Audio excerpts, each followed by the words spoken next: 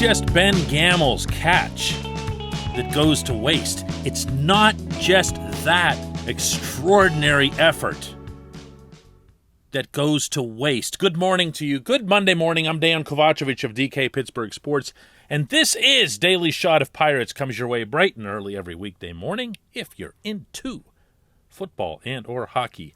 I also offer up daily shots of Steelers and Penguins right where you found this.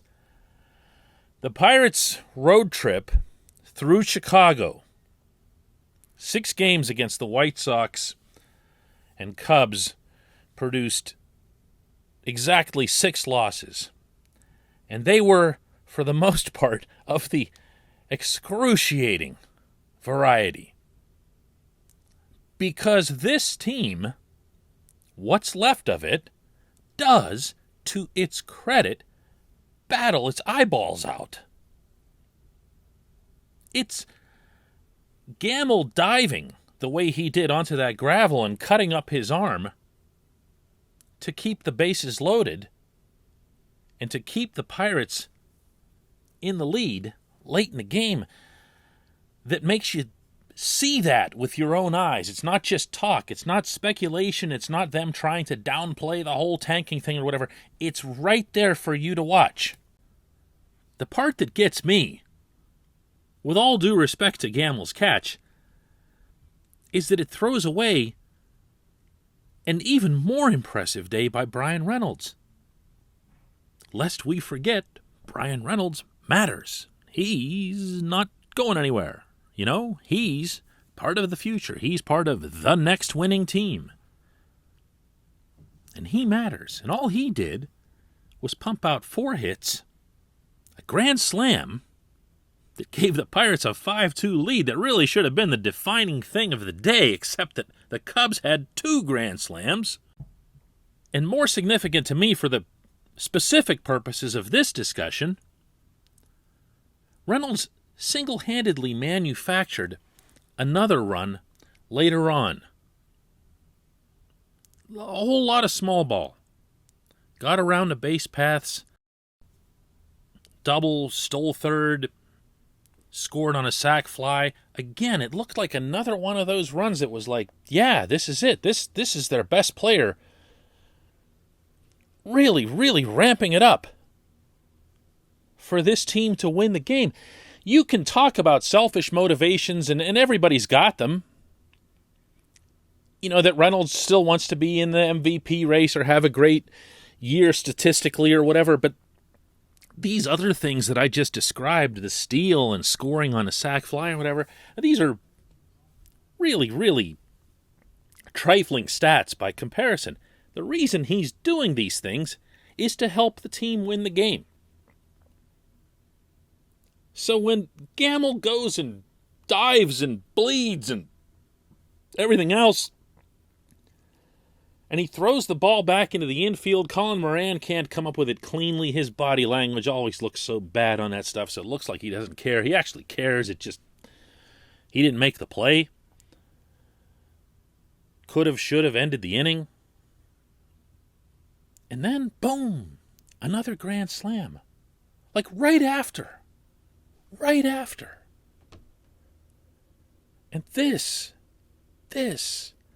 is why you can't let a team that has players on it who are going to be part of your future just rot away with virtually no supporting cast. This portion of Daily Shot of Pirates is brought to you by North Shore Tavern. That's right across Federal Street from PNC Park. They're open for business all week long, not just when the club is playing. A lot of people got into habits over the years. Heck, a lot of businesses got into habits over the years on Federal Street of just being open when there was a ball game.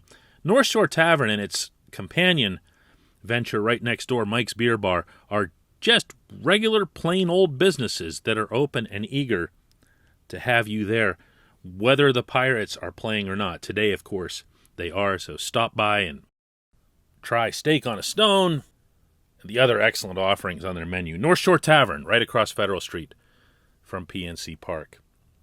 This is what happens when you think it's okay as a front office, as a general manager, looking directly at Ben Cherington here,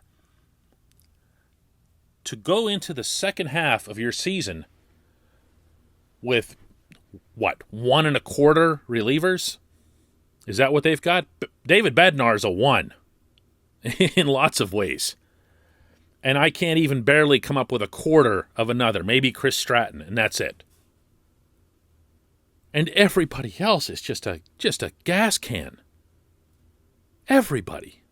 Tell me one exception. Who am I forgetting? Who isn't a gas can that's out there? It's embarrassing. One after another. Can't do that. You can't do that. Not at any point of your build-up. You can't point to Greensboro and say, look at that, though. Because no one here cares until they get here. That's just the truth. You can't point to Altoona. You certainly can't point to Indianapolis because there's nothing there. You can't just let it go to waste when players who do matter do something in Pittsburgh. And that's what that fiasco yesterday in Chicago underscored. Cherington can't make this mistake again in 2022. Meaning, even if he opens the season with a lot of bullpen arms and everybody gets excited the way it happened this year, and it was fair, it was accurate. That was a really, really strong group of arms they had, and they performed really well for a period of time.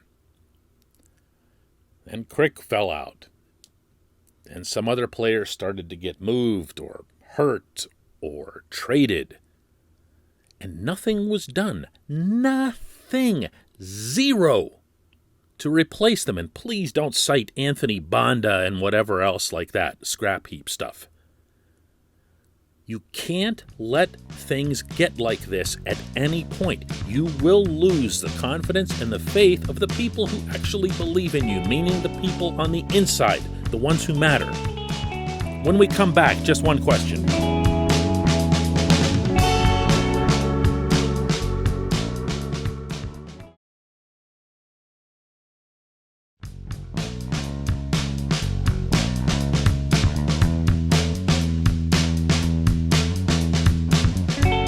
Welcome back. It's time for just one question. That comes today from Don Clark, who says, based on your personal observations, how much optimism about the future success of the team is in the Pirates clubhouse, even from players who may feel they will not be part of that next winning team? Don, this is a great question.